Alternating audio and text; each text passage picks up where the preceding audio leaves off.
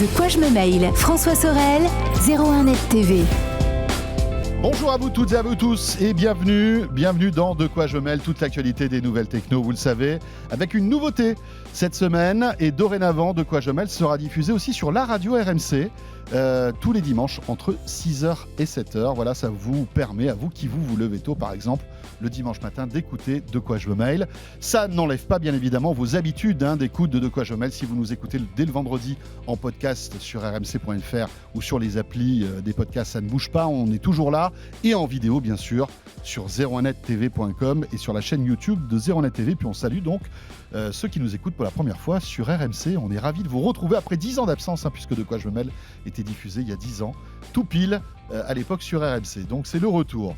Avec dans un instant un invité exceptionnel, je recevrai le directeur marketing de Google, Raphaël Goumin, viendra nous commenter toutes les annonces qui ont été faites cette semaine du côté de chez Google avec de nouveaux smartphones et Pixel 4. On va beaucoup parler aussi d'assistants vocaux. Quelle est la stratégie de Google en voulant mettre tous ces haut-parleurs et ces micros dans notre maison? Et puis on évoquera aussi le nouveau chapitre de Google qui s'ouvre avec le jeu vidéo, puisque vous le savez, Stadia est un nouveau service qui va être lancé courant novembre et qui va nous permettre de jouer en ligne. Ça aussi, c'est un nouveau métier pour Google. On essaiera de comprendre tout ça tout à l'heure avec notre invité. Je vous rappelle que, comme toujours, vous pouvez réagir avec le hashtag DQJMM sur Twitter et puis bien sûr la page Facebook de quoi je mêle qui vous attend.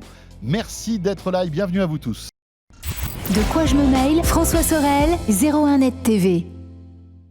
Et on commence bien sûr par le club de la presse IT. Nous avons la chance d'avoir Jean-Sébastien Zanqui qui est là. Bonjour Jean-Sébastien. Bonjour François et bonjour à tous. Journaliste à 01net.com. Et puis Emmanuel Paquet est là aussi pour commenter l'actualité. Bonjour Emmanuel. Bonjour François, bonjour à tous. Journaliste à l'Express, bien sûr. Écoutez, voilà, messieurs, peut-être dédicace à ta maman, Jean-Sébastien. Ah oui, je lui fais un coucou. Voilà, régulièrement du côté de Nice. Tout à ça fait. va lui faire plaisir. On fait un gros bisou. Donc, exactement. La maman de Jean-Sébastien Zanqui qui dorénavant peut nous écouter sur RMC.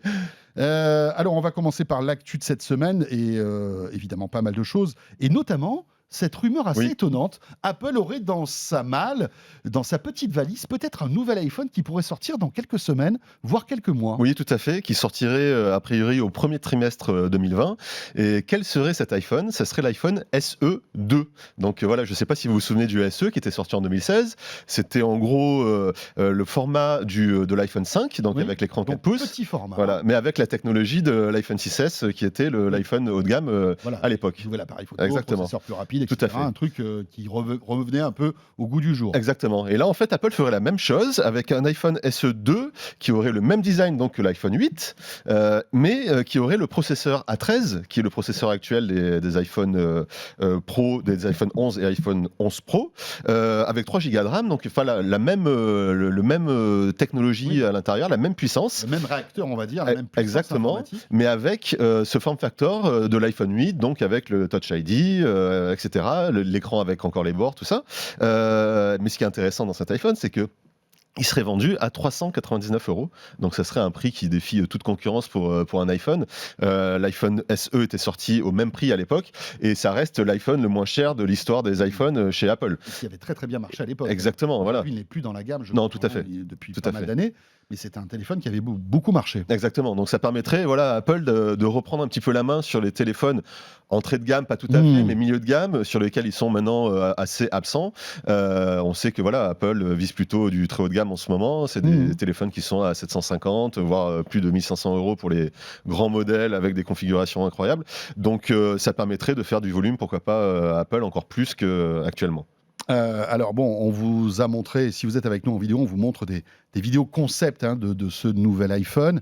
Évidemment, ce ne sont pas des images officielles, puisque là, ce sont des designers qui, de par toutes les informations qu'ils récoltent, imaginent un peu à quoi pourrait ressembler ce téléphone. Donc ne prenez pas pour argent comptant toutes les images que vous êtes en train de voir si vous êtes avec nous en vidéo sur 01nettv.com et sur la chaîne YouTube.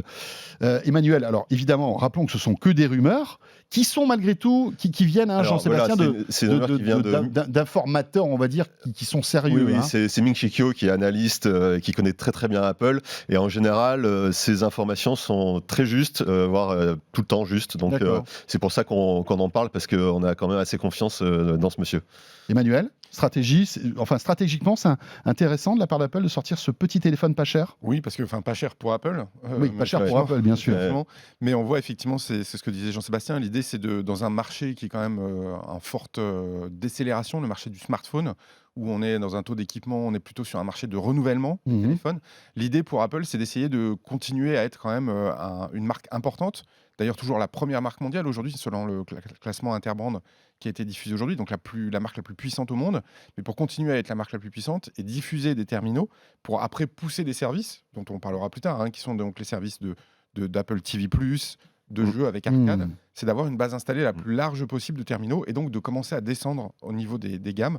Et notamment, le SE peut être ce premier pas de descente en gamme par rapport aux smartphones haut de gamme à plus de 1 000 € qu'on voit aujourd'hui sur le marché. Donc effectivement, Apple, ça lui permet de reprendre la main sur le marché, d'avoir une base installée de plus en plus large pour aider sa nouvelle stratégie qui est celle de pousser des services qui seront intégrés dans un premier temps et puis dans les terminaux, puis après qui seront par abonnement mensuel sur lequel chaque utilisateur pourra souscrire. C'est ça, en fait, c'est un peu le cheval de Troie de l'écosystème d'Apple. On achète un téléphone relativement pas cher et après on est obligé de s'abonner. Enfin, pas obligé, mais c'est vrai que c'est tentant de s'abonner à Apple Music, à Apple TV+.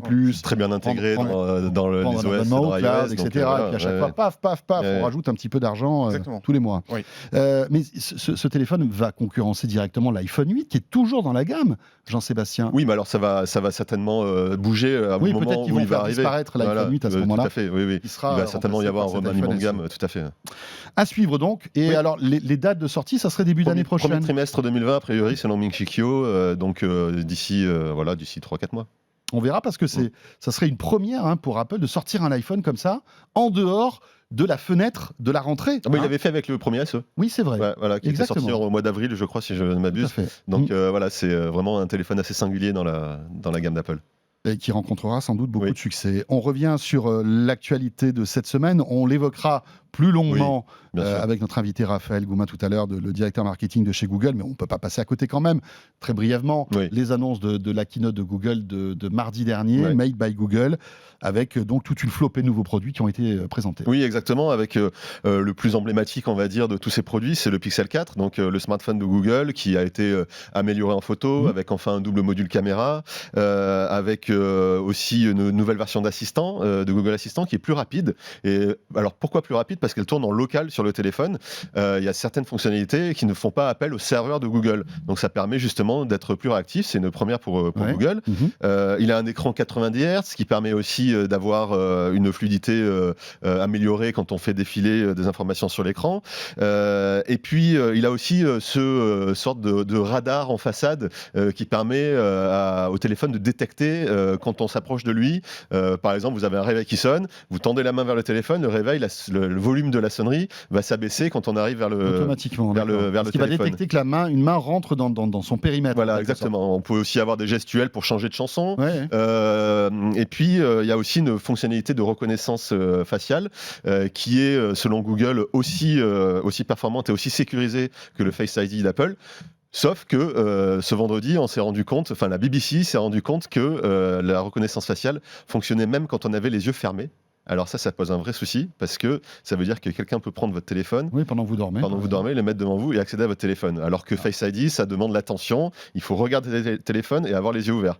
Donc ça, c'est un petit bug dans la communication de Google. Peut-être qu'il y aura une mise à jour qui réglera ce problème. Alors, faut espérer, mais Google, sûr. pour l'instant, c'est pas quelque chose qui est certain. Donc c'est assez étonnant comme système. En tout cas, voilà ce Pixel 4 avec cette flopée de nouveautés. Et puis nous, on a la rédaction. Et puis on va le tester pour voir justement au niveau de l'appareil photo, parce que le mode vision de nuit du Pixel 3 était assez impressionnant. Oui, et puis surtout là, le fait d'avoir un deuxième capteur avec un zoom optique change un petit peu la donne quand même. Tout à fait. Ce qui manquait au Pixel 3 en fait. Avant de poursuivre sur les annonces, Emmanuel, tu voulais réagir ? Oui, parce qu'en fait, effectivement, je ne pense pas que ce soit un bug du tout de la part de Google. Il se trouve que, quand on se rappelle, il y a maintenant 4 ans, l'attentat de San Bernardino aux États-Unis, quand un des fomenteurs de l'attentat, on avait retrouvé un iPhone, le FBI avait essayé de déverrouiller l'iPhone qui était bloqué justement par la reconnaissance faciale, et c'était impossible de le faire puisque le terroriste était mort. Oui, donc il avait les yeux fermés. Les yeux fermés, voilà. Comme par hasard, le FBI à l'époque avait dit nous on veut plus de ces systèmes-là, il nous faut des systèmes qui peuvent aider la police dans des enquêtes. Et là il se trouve que le Pixel justement pourrait permettre dans le cas d'inculpation ou de suspicion de déverrouiller même contre l'avis de la personne, de l'utilisateur. Exactement. Donc il y aurait plus d'opt-in, ce qu'on dit, on donnerait plus son autorisation pour débloquer, déverrouiller son téléphone. Donc on voit qu'on retombe sur les vieux débats entre d'un côté la technologie, de l'autre la sécurité. Et je pense que Google l'a fait à escient. Et donc s'ils voient qu'il y a un peu trop de critiques qui commencent à émaner de la population et des utilisateurs, ils vont vite faire un correctif. Alors il y a toujours un moyen d'éviter ça, c'est de ne pas activer la reconnaissance faciale et de mettre simplement le code avec un code PIN. Bien sûr, un code PIN, oui, puisqu'il n'y a pas de Touch ID. En fait, il n'y a pas de non, il n'y a pas de capteur d'empreinte sur le Pixel 4, sur ce Pixel 4. D'autres nouveautés, alors là, toujours dans le domaine des assistants vocaux. Ouais, tout à fait. Il y a aussi la présentation du Nest Mini, qui est le successeur du Google Home Mini. Vous savez, Google a racheté Nest il y a maintenant quelques années, et ça devient la marque ombrelle pour tout ce qui est domotique, etc. Donc le Google Home Mini devient le Nest Mini. Donc c'est toujours aussi petit, une petite enceinte de quelques centimètres de diamètre, avec cette fois-ci un meilleur son, la possibilité de le fixer à un mur aussi pour le cacher un petit peu, et puis avec cet argument de Google, argument écolo, avec du plastique recyclé qui permet justement de fabriquer. C'est la première fois que Google fait ça. Donc ça rajoute un petit peu d'une fibre écolo à cet appareil. Le Nest Wi-Fi aussi a été présenté. C'est un appareil qui est en routeur Wi-Fi. Il existait déjà, le Google Wi-Fi, mais cette nouvelle version inclut aussi un haut-parleur et donc l'assistant vocal de Google aussi. Donc ça fait à la fois routeur et à la fois enceinte connectée. Ça va augmenter la portée de votre Wi-Fi aussi à la maison. C'est ça l'objectif de ce type de produit, c'est que vous mettez des satellites un peu partout dans la maison pour augmenter votre Wi-Fi, ce qui évidemment est plutôt une bonne nouvelle pour Google, puisque vous pourrez mettre encore plus d'assistants connectés qui marchent avec du Wi-Fi. Donc on comprend pourquoi ils sortent un extender Wi-Fi, c'est simplement pour qu'on puisse avoir encore plus d'appareils Google à la maison. Exactement. Oui, exactement. Et puis on termine par donc le Pixelbook Go, qui est un ordinateur qui fait seulement 13 mm d'épaisseur, 907 grammes. Alors il tourne sur Chrome OS, donc c'est un OS un peu particulier qu'il faut aimer. C'est avec des applications de Google. Qui marche très bien aux US. Qui marche très bien aux US. Qui est complètement invisible en France. Oui, c'est pas. Ils font un peu des campagnes de publicité. Mais ils ont du mal. Mais c'est un peu compliqué. Et puis le dernier produit, les Pixel Buds, qui sont des écouteurs True Wireless, les premiers écouteurs True Wireless de Google, qui eux sortiront l'année prochaine, en début d'année prochaine, avec l'intégration évidemment de l'assistant Google et un système de traduction instantanée en une soixantaine de langues, si je crois, ou 40, je ne sais plus exactement. Donc ça sera disponible ça l'année prochaine. Et puis on termine par Stadia, donc le système de jeu en ligne qui sera disponible le 19 novembre. C'est la date qui a été annoncée à la conférence. Emmanuel, un mot sur toutes ces annonces ? Oui, en fait, on voit qu'aujourd'hui, Google, ils sont aussi un peu sous pression des analystes financiers qui disent qu'il y a une forme d'effet Microsoft chez Google. C'est-à-dire que vous vous lancez dans du hardware et en fait, on ne voit pas les résultats, c'est noyé dans les comptes. En plus, il y a plutôt des échecs avec le Pixel 3. Il y avait simplement moins de 5% de part de marché aux États-Unis. Et pourtant, c'était un bon téléphone, mais c'est vrai que Google a tout à apprendre sur ce nouveau marché. Exactement. Même le rachat de Nest pour 3,5 milliards, pour l'instant, on ne voit pas trop l'impact chez Google. Donc, en fait, la division hardware, il y a ce syndrome Microsoft qui essaye de faire du hard. C'est aussi compliqué pour Google. Les analystes demandent plus de transparence. Aujourd'hui, on n'a pas accès aux chiffres. La seule chose, c'est que Sundar Pichai, donc le PDG de Google, a dit pour l'instant, c'est vrai que nos résultats sont plutôt décevants, mais on va essayer de s'améliorer. Donc, même les lancements en cours se font de manière un peu profil bas pour Google, ce qui n'est pas dans l'histoire de la boîte, c'est pas généralement ce qu'ils font. Ouais, on posera la question d'ailleurs sur ce sujet à notre invité Raphaël Goumin, donc le directeur marketing de chez Google. On enchaîne avec le formidable coup de com' d'Epic Games concernant Fortnite. Ouais, c'est assez impressionnant. Vous connaissez tous certainement Fortnite. Si vous avez des enfants ou des ados à la maison, ils y jouent beaucoup. Pro. Voilà, c'est ce jeu de Battle Royale. Donc c'est le dernier survivant qui remporte la partie. Il a disparu. C'est-à-dire que les gens étaient en train de jouer dimanche dernier à Fortnite.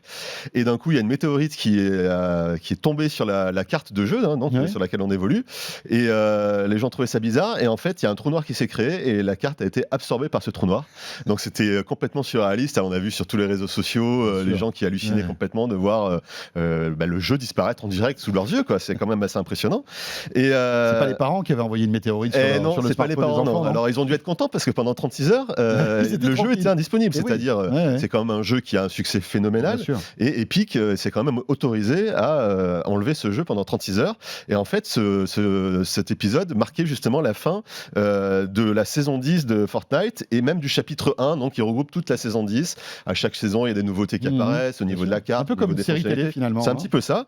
Et donc, 36 heures après, ils ont ouvert le chapitre 2 de Fortnite, voilà, avec donc certainement un manque à gagner au niveau pécuniaire, mais c'est un coup de com' incroyable. Tout le monde en a parlé. Tous les médias, même généralistes, ont parlé de ça. Faut quand même voir ce que c'est Fortnite. C'est 250 millions de joueurs. Il y a 10 millions de joueurs simultanés sur les serveurs de Fortnite. C'est hallucinant. C'est vraiment incroyable. Des compétitions maintenant autour de Fortnite. C'est devenu vraiment. Il y a des joueurs qui gagnent des fortunes. Exactement. C'est devenu un phénomène de société. C'est dingue. Et donc c'est vraiment un coup de com' assez incroyable de la part de cet éditeur, donc Epic Games, qui a lancé en fanfare son chapitre 2 de Fortnite. Voilà, les enfants n'étaient pas contents pendant 36 heures, Non. les parents étaient contents, et maintenant ça. tout est rentré dans l'ordre. Voilà, tout va pour le mieux. Tout va bien. Emmanuel, un mot là-dessus ? Oui, on voit, en fait, c'est ce qu'on voit dans le domaine de la culture, c'est la frustration qui peut gérer après un rebond important. Donc, on le connaît avec les films, quand on attend des suites. Des films comme les Star Wars qu'on attend année après année. Donc en fait, le jeu vidéo est en train de reprendre en fait tous les codes. Oui, tous les codes, bien sûr. d'Hollywood en fait. On vous fait attendre, avec des cliffhangers, des choses comme ça. On vous fait saliver pour après que vous reveniez en masse et encore plus nombreux. Donc effectivement, il y a un risque parce que pendant quelques heures où il n'y a plus du tout de jeu. Mais après, normalement, ça doit redémarrer sur les chapeaux de roue, sachant qu'en face, quand même, il y a Apex Legends qui est en train aussi de monter un peu en puissance, qui est un concurrent développé par Electronic Arts. Donc l'idée aussi pour Fortnite et Epic Games, c'est de reprendre la main, de recréer l'envie. Et donc c'est vrai qu'au niveau marketing, c'est parfait. On enchaîne avec le projet Libra de Facebook, qui est, vous le savez, ce projet incroyable de créer une monnaie alternative de la part de Facebook. Alors au départ, ça commençait bien, il y avait beaucoup de partenaires à Libra, et même Free avec Xavier Niel, qui est toujours d'ailleurs dans la boucle, et qui s'est fendu d'une petite chronique justement dans la presse pour dire pourquoi il croyait en fait en Libra, cette monnaie. En revanche, il y en a pas mal qui désertent le bateau, si je puis dire. Il y a d'autres acteurs qui sont certainement encore plus importants que Xavier Niel pour Facebook. C'est Visa, Mastercard et eBay qui ont quitté le navire. Oui, c'est deux petits trucs quand tout même. Simplement. Et puis ils l'ont quitté quelques jours après PayPal. Donc c'est quand même des acteurs assez incroyables du paiement en ligne et du shopping. Font partie de la même société. Ouais, tout à fait. Ils sont séparés maintenant. Oui, mais en fait, en bourse, mais c'était une même entité. Ouais, tout à fait. Donc c'est vraiment un gros coup dur pour la monnaie de Facebook. En fait, tous ces acteurs sont partis manifestement parce qu'il y a certains régulateurs et autorités qui commençaient à brandir un peu une menace d'enquête sur leurs activités de paiement. Parce qu'effectivement, les gouvernements sont pas très enthousiastes par rapport à la création de cette monnaie. Ça vient en concurrence frontale du dollar, de l'euro. Même Bruno Le Maire, le ministre de l'économie français, avait dit qu'il ne voulait pas la monnaie sur le sol européen. Donc quand les autorités commencent un petit peu à brandir une menace d'enquête, on va voir vos activités, qu'est-ce qui se passe, etc. Tout. Bon, c'est pas très bon pour le business de toutes ces boîtes-là. Donc on va partir en pas chassé. Voilà. Est-ce que l'opportunité du Libra va nous rapporter plus que ce qu'on gagne actuellement ? Pas sûr. Donc on quitte un peu le navire. Donc c'est un gros coup dur pour Facebook et Mark Zuckerberg. Pour l'instant, le projet n'est pas abandonné, mais on a un petit peu du mal à voir comment ça pourrait survivre à tout ça, quoi. Alors, le Libra, Emmanuel ? Le Libra, en fait, c'est vrai que les gouvernements et puis les autorités de régulation s'appuient sur deux éléments pour essayer de fragiliser Facebook. Le premier, c'est la perte de contrôle financière, parce que Libra repose sur des paniers de monnaie, notamment l'euro. Donc si à un moment donné, tout le monde achète du Libra, ça peut déstabiliser, il peut y avoir une déstabilisation financière de l'euro par rapport à d'autres devises, notamment chinoises ou autres. Donc ça, c'est un premier point, l'instabilité financière que ça peut créer sur les marchés. Et puis le deuxième point, c'est le financement du terrorisme, parce qu'aujourd'hui, Facebook est incapable de dire si cette monnaie va pas servir à des financements occultes, puisque justement... parce qu'elle sortira de la traçabilité qu'il y a aujourd'hui des monnaies. Exactement. Et puis sur les obligations de déclaration qu'ont les banques, par exemple, quand ils vont à des mouvements suspects sur des comptes, ils ont une obligation de le déclarer, par exemple, à Tracfin, qui est un système de renseignement financier en France. Donc c'est des obligations assez dures, au-delà de 10 000 €, je crois. Dès qu'il y a des mouvements au-delà de 10 000 €, il y a une obligation de déclaration, en tout cas dès qu'il y a des suspicions. Donc là, Facebook devrait être régulé un peu comme une banque, ce qui n'est pas le cas aujourd'hui. Donc tout ça, effectivement, d'un côté, tout ce qui touche au financement du terrorisme, et de l'autre côté, instabilité financière éventuelle, crée un tel poids autour des acteurs qui sont dans ce projet que certains préfèrent effectivement faire machine arrière, ne pouvant pas donner des assurances sur ces deux éléments problématiques. D'accord. Est-ce que le projet est mort-né ou pas? Alors Facebook dit que non. Ils disent voilà, vaut mieux qu'ils partent maintenant avant qu'on le lance. On était 28, on est maintenant 21, donc il y en a 7, je crois, qui partent au total, de mémoire. Donc c'est pas les plus petits, quoi. C'est pas les plus petits, puis surtout c'était les garants. Est-ce que c'est pas le début aussi? Probablement, parce que ce que tu disais, c'est que Xavier Niel a publié une tribune, mais notamment pour dire pourquoi il y était, mais surtout pour prendre la défense. Donc il a fait du lobby. Bien sûr. Une première de faire du lobby, non pas dans le domaine des télécoms, mais dans le domaine du paiement. Donc ce qui était un peu une première, il s'est un peu mouillé. Donc on voit aussi que les acteurs sont en train de se mouiller parce qu'ils sentent bien que le navire est en train de prendre de l'eau, quoi. D'accord. De partout. À suivre, Oui. Le projet de lancement de Libra, c'est pas pour tout de suite. Non, en plus ils l'ont repoussé parce que maintenant ils veulent se mettre dans les rails correctement. Puis le G7 aujourd'hui, c'est les 7 plus grandes puissances de la planète, on dit attention, nous on va surveiller ça très près. Donc en fait, les pressions viennent de partout. Évidemment. On termine avec Huawei, vous le savez, le grand constructeur chinois de téléphones, entre autres, et l'artisan de la 5G dans le monde, avec Ericsson, avec d'autres Nokia, etc. Bien Huawei, malgré tous les problèmes géopolitiques que Huawei a pu vivre ces derniers mois, bien finalement, se porte plutôt bien. Oui, tout à fait. On pensait que les choses allaient plutôt mal chez Huawei, puisque, voilà, comme tu le dis, Donald Trump avait interdit aux entreprises américaines de travailler avec la marque chinoise. Mais malgré tout, la société a annoncé une croissance de son chiffre d'affaires assez impressionnante, puisque sur les 9 premiers mois de l'année 2019, il a augmenté de 25% par rapport à celui de l'année dernière. Donc c'est vraiment impressionnant. C'est-à-dire 77,9 milliards d'euros entre janvier et septembre, avec 185 millions de smartphones vendus, en hausse de 26% par rapport à l'année dernière. Et puis un profit en hausse de 9% également. Donc c'est vraiment des chiffres impressionnants. Mais il y a un petit mais, c'est qu'on n'a pas le détail de trimestre par trimestre. Et ça aurait été intéressant, puisqu'effectivement, sur le troisième trimestre... C'est là où les secousses ont commencé. Voilà, c'est là où les secousses ont commencé. Et effectivement, Huawei s'est bien gardé de donner les détails là-dessus sur ce trimestre-là, parce qu'il y a des chances que ce soit beaucoup moins bon que les deux premiers, et que les deux premiers, justement, contrebalancent les mauvaises performances du dernier. Donc, on verra sur les prochains résultats financiers. C'est là, a priori, qu'on apprendra s'il y a eu un impact ou non sur l'activité de Huawei. Oui, rappelons rapidement le problème. Aujourd'hui, Huawei ne peut plus sortir de nouveaux téléphones. En Europe et en Occident, on va dire. Alors en Chine, ils peuvent les lancer parce qu'ils sont, on va dire, un petit peu à part au niveau du soft. Il n'y a pas trop. Ils n'utilisent pas les services Google en Chine. Les services Google ne sont pas, les services américains, d'une manière globale, ne sont pas utilisés en Chine. Mais en revanche, voilà, Huawei n'a plus le droit d'utiliser ces services Google.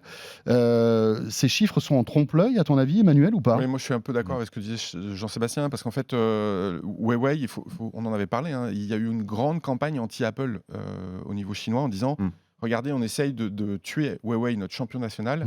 Arrêtons d'acheter de l'Apple, achetons du Huawei. Donc il est possible qu'il y ait eu un effet aussi de politique intérieure qui fait que des gens ont quitté Apple pour se mettre sur du Huawei et que du coup, et rappelons que le patriotisme chinois est très fort, puissant, très fort. Donc il est possible que les bons chiffres annoncés par Huawei soient en grande partie drainés par des bonnes ventes sur le marché chinois, mais peut-être uniquement sur le marché chinois. Donc c'est vrai que c'est compliqué tant qu'on n'a pas le détail. Donc ils affichent effectivement des chiffres consolidés qui sont assez impressionnants. Mais tant qu'on n'a pas le détail, il faut quand même, je pense, faire attention. Est-ce qu'on sait si oui ou non les sanctions américaines contre Huawei vont être levées ou pas? On en parlait la semaine dernière. On a vu que on avait l'impression que les relations se calmaient entre la Chine et les États-Unis, et notamment Donald Trump. On a eu des échos là-dessus. On sait ce qui a été autorisé ou pas? Trump de lui-même a dit que les accords en cours, enfin les négociations en cours avec la Chine partaient dans le bon sens, qu'il y avait des grands pas avaient été franchis, donc tout de suite les marchés ont très bien réagi. Donc il est possible qu'au bout d'un moment, Huawei s'en sorte quand même pas trop mal. Donc il faut suivre ça avec attention. Mais Huawei est pris dans une négociation entre les deux puissances financières de la planète, la Chine et les États-Unis. Et donc il faut attendre de voir comment les négociations commerciales vont aboutir, qui aura un impact direct sur Huawei. Donc la messe n'est pas dite pour Huawei. il faut attendre de voir. Ouais. Mais c'est dingue parce que cette information comme quoi les relations allaient mieux entre Donald Trump et la Chine date de la semaine dernière. Oui. On n'a pas eu des détails de ces négociations. Non, pas encore. Il y a des discussions qui sont assez confidentielles encore. Et, Oui. c'est vrai Parce que visiblement, ça serait société par société. Hein. Par secteur, je pense. Par secteur. Agriculture, Oui, tout à fait. Voilà, c'est ça. Mais nouvelles technologies, est-ce que Google va pouvoir reparler avec Huawei? On n'a pas eu d'informations là-dessus. Non, et puis ça serait bien pour Huawei de pouvoir justement utiliser les services Google dans son Mate 30. Ils ont présenté un Mate 30 qui est vraiment le haut de gamme en septembre, et celui-ci n'est pas disponible en Europe. Donc c'est quand même un énorme coup dur pour Huawei. Donc ils en sont au point de relooker, rebrander des téléphones. Le Honor 20 sort sous le nom de Nova 5T, Huawei Nova 5T, pour pouvoir les rebrander, avoir des nouveaux modèles à proposer sous la marque Huawei, alors que c'est l'espèce de sous-marque de Huawei qui le vend à l'origine. Ouais. Donc c'est compliqué pour eux, ils trouvent des astuces, mais ça va pas tenir longtemps comme ça. Non.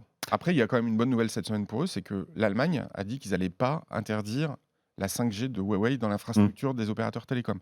Donc il y a aussi un fléchissement du côté Huawei vous espionne dans les réseaux 5G. L'Allemagne dit on n'a pas de preuves, donc pour l'instant on dit aux opérateurs vous pourrez travailler avec. Notre collègue Amélie Charnet était à un sommet 5G de Huawei, et Huawei travaille avec 60 pays pour la 5G, donc c'est pas non plus catastrophique pour eux. Et puis d'après ce que j'ai compris, c'est l'opérateur qui est le plus avancé en termes de technologie 5G. Oui, c'est ce que dit Huawei. Quand on parle à Ericsson et Nokia, ils sont pas forcément du même. Oui, les concurrents, oui. Donc on a du mal, parce qu'en fait, entre l'aspect financier en disant Huawei, c'est pas forcément les plus chers, et donc tout le monde veut du Huawei, et de l'autre côté, ils sont en avance technique, on a du mal à faire la paire des choses. Est-ce que c'est parce que c'est le meilleur bon marché entre moi, de sources d'opérateurs, on m'a dit que Huawei était en avance par rapport aux autres. Ouais. Après, voilà, c'est avec nous, humblement, mais visiblement, les opérateurs diraient ça aussi, à vérifier. Merci à tous les deux. Merci Emmanuel Paquette, journaliste à l'Express, et merci à Jean-Sébastien Zanqui, que vous pouvez lire sur 01net.com. La suite de ce De quoi je mêle dans un instant. On évoquait les annonces Google. On va rentrer dans le détail avec mon invité, le directeur marketing de Google France, pour commenter toutes ces annonces de cette semaine. À tout de suite. De quoi je me mêle, François Sorel, 01net TV.